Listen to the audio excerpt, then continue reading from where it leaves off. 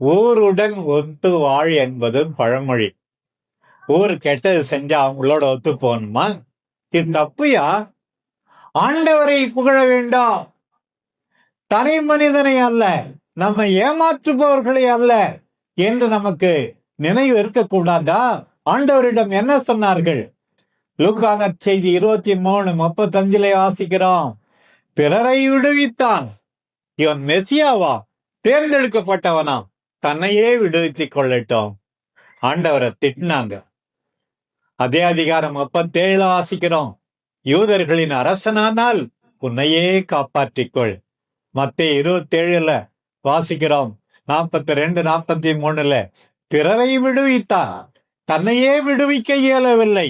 இஸ்ராயேலுக்கு அரசனாம், சிலுவையிலிருந்து இறங்கி வரட்டும், அப்போது நம்புவோம் என்றெல்லாம். ஆண்டவர் இயேசு இறங்கி வந்திருக்கலாம். ஆண்டவர் இயேசு தப்பித்திருக்கலாம். எருசலேமிலிருந்து எரிகோவுக்கு ஓடி போயிருக்கலாம்.